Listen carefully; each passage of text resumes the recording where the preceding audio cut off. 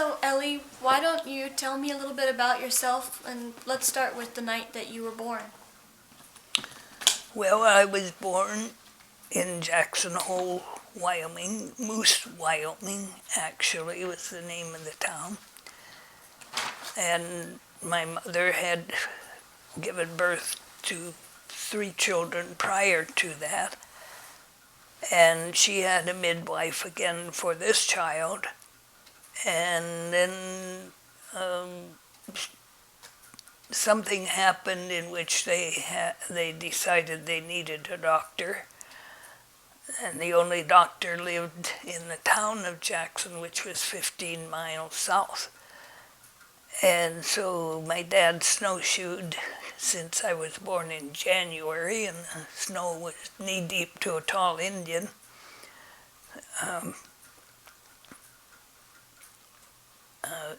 It took him quite a while, and then he and the doctor returned on snowshoes early the next morning, and the doctor told my dad that in order to have my mom as the mother of the 4 children, that he had to get her to a warmer climate.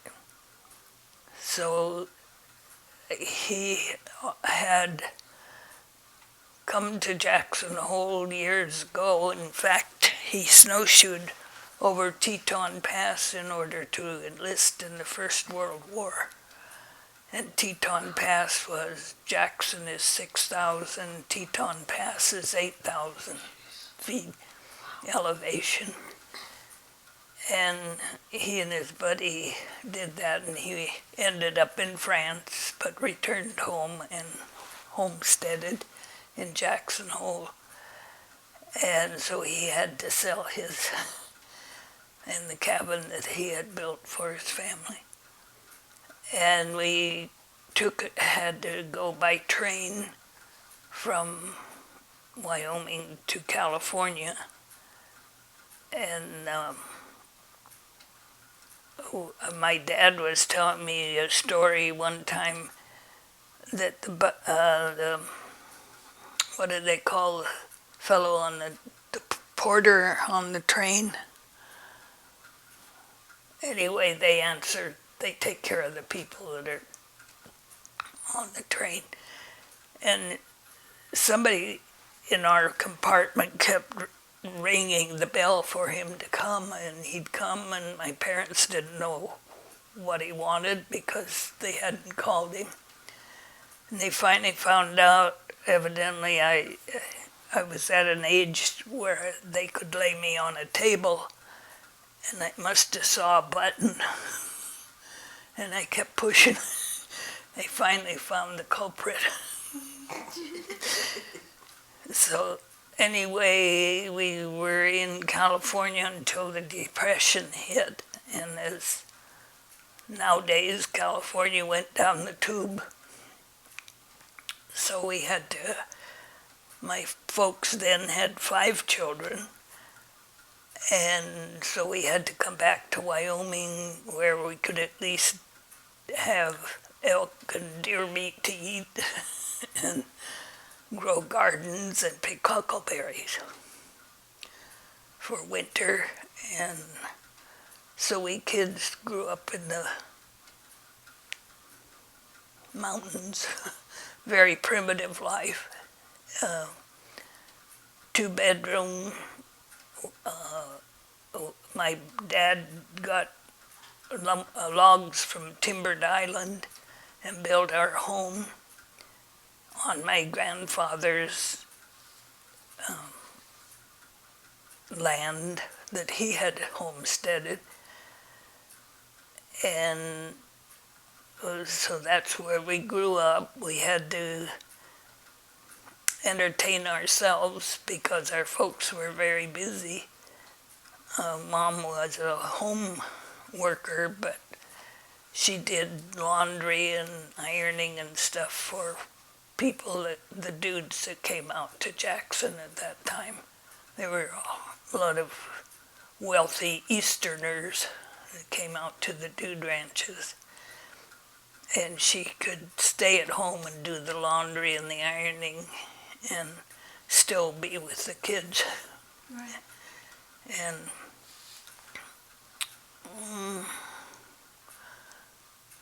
we used to wander in the woods and swim in the swimming hole, and a very primitive life, but I wouldn't change it for anything. Right. So I want to ask you, growing up in the Depression, did you realize as a kid that your way of life might have been different, or that it changed when the Depression hit, or was it just... No, it's the only life we knew at that time. So we had no, there was no comparison for us, but it was for our folks. Right. And that's why they moved back to Wyoming to... So you never realized that you needed for anything or lacked anything? No, because that's the only life we knew. And there was a lot of cornmeal and beans and stuff, but and the wild meat. And we grew a garden, but Jackson Hole, with the elevation, the growing season isn't very long.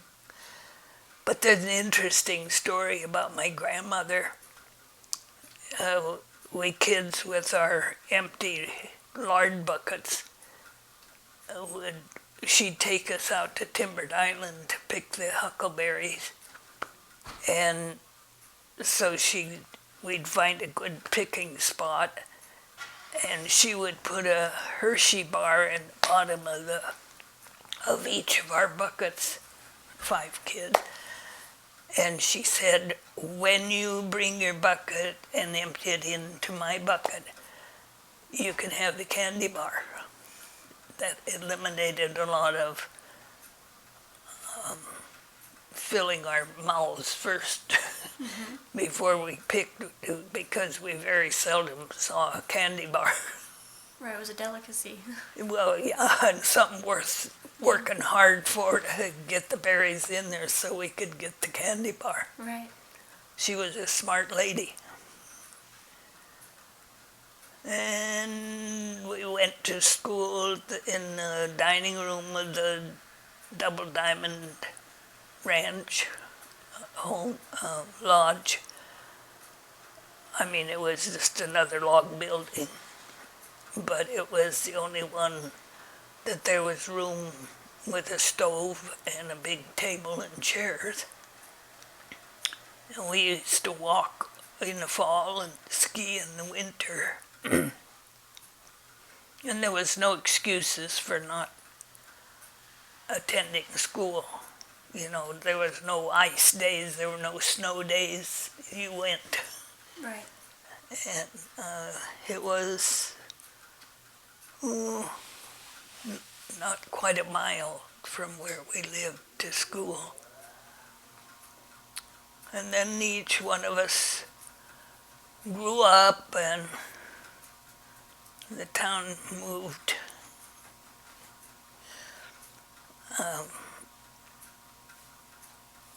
As we grew older and had to attend higher grades in school, we had to move first to Jackson, the town of Jackson, and then because of work in that era, the breadwinner had to go where the jobs were. Right. The jobs were not brought to them, or they didn't sit there with their hand out waiting for somebody to fill it. So we moved to Rock Springs, Wyoming, where my dad worked in a coal mine. And it was there that when I was 19, I enlisted in the Navy during World War II. And one of my brothers enlisted in the Navy, my oldest brother, and my youngest brother, who was born after me, enlisted in the Air Force. So 5 kids were in the service. What prompted you to want to be in the Navy? The Japanese bombing Pearl Harbor. I didn't like it, and I love America. I still do. That's why I'm a news junkie now, because I don't like what's happening. Right. You did mention you spend a lot of time keeping yourself informed. What do you think, other than specifics of what's going on right now, what do you think fuels that passion to stay informed? That what? What do you think fuels your passion to stay informed nowadays? Because I love America. I mean, America, the way our founding fathers worked so hard to establish. Right. And it's being so adulterated now that it's in its power that it's wanted and not democracy. Right, I agree. So you had some shoulder problems a while back, and had a surgery, and No, I didn't have any you didn't have a surgery? No, I have degenerative arthritis in both shoulders, and they wanted to do some surgery, but I never went to have it done. And you figured out a system for helping yourself do certain things, like getting your coat on. Yeah. Kind of Right. ingenious there. Yeah, that came because I can manage to get it on in my own home, but I can't, if you're out in public, you can't swing it like you have to get that other arm over here. Right. You know, so that's, and one day when I came home, the phone was ringing, and so I was sitting in a chair, and I took my jacket off and just put the neck and shoulders over the back of the chair.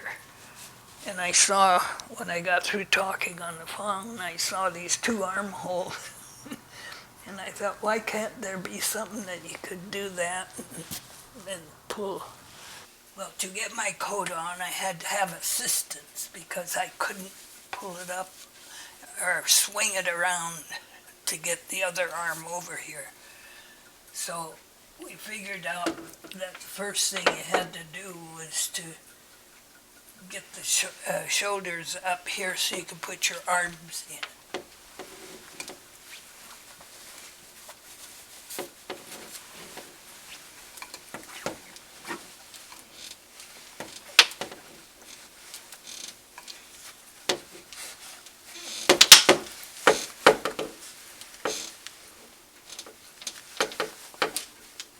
I have not been practicing this.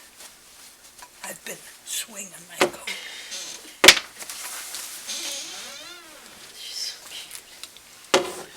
And then you take this.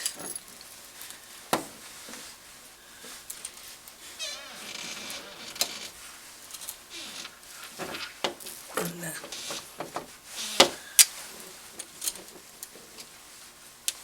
wait a minute there. We should have amateured hour this. Here we go. That raises it so I can pull it over my shoulder.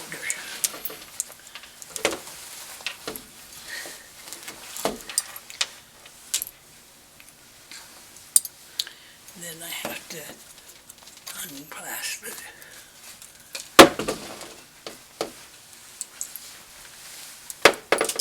And unclasp it. And I have my coat on. And if you don't have somebody to help you put your coat on, then you have to try and swing it so this arm comes over here so you can. Very creative. Yeah, and you can't do that in a restaurant or when you're out in public because it takes, you might clip somebody. So after you got out of the Navy, what were some of the things? Did you have any a career after that? Did you raise kids?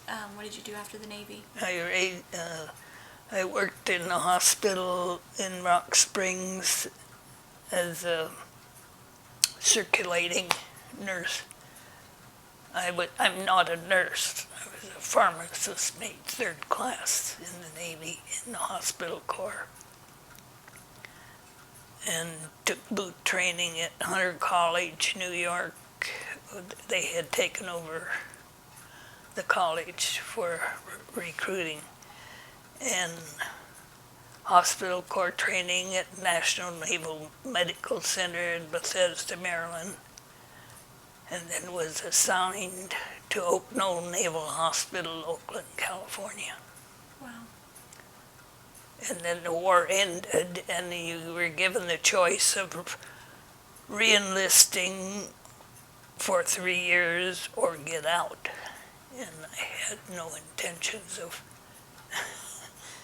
going on, which in retrospect, I should have, because the opportunities for education was terrific. Right. But I didn't know it at that time. And I met my husband.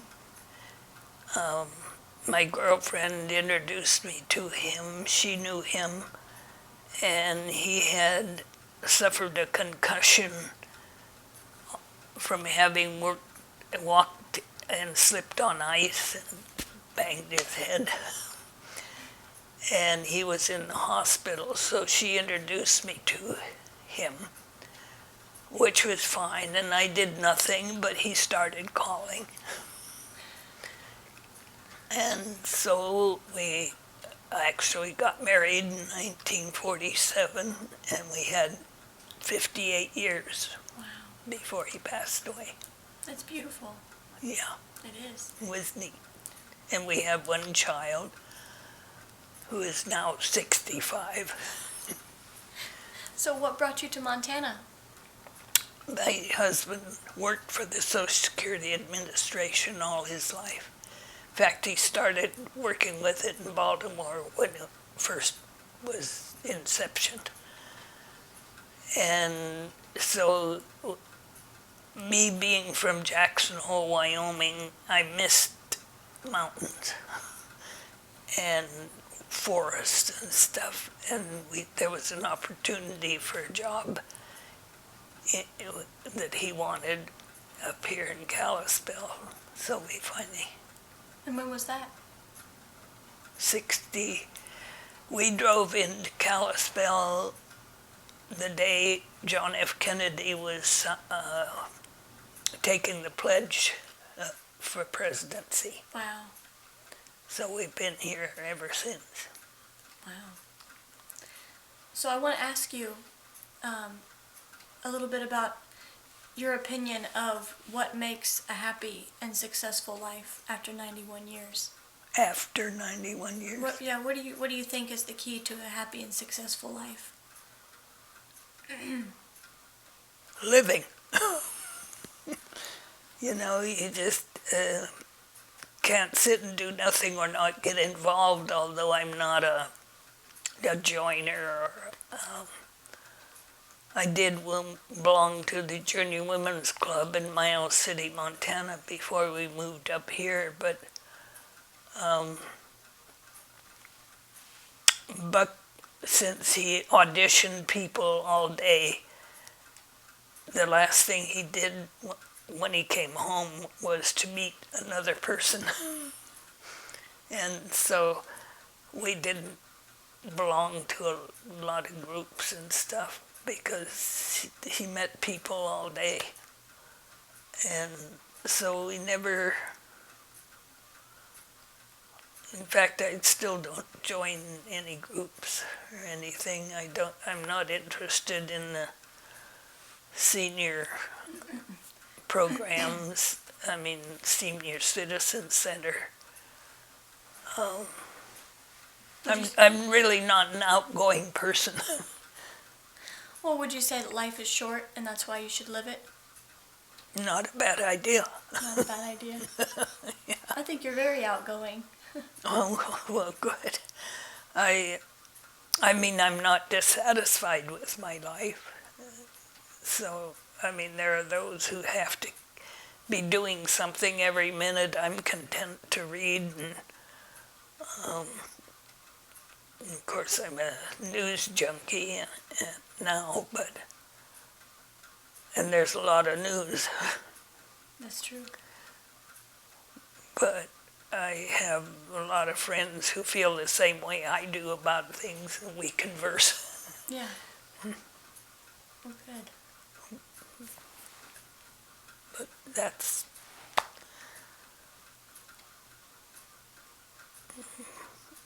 I don't know what more... I love mountains and trees and lakes and... The simple pleasures, right? Yeah, I really do. In fact, my dream would have been, since I'm a widow, I would like 2 German shepherds and my black cat and a cabin up near Rexford and a log cabin. Sounds beautiful to me. Yeah. Thank you very my much. ideal. Thank you very much, Ellie. You bet.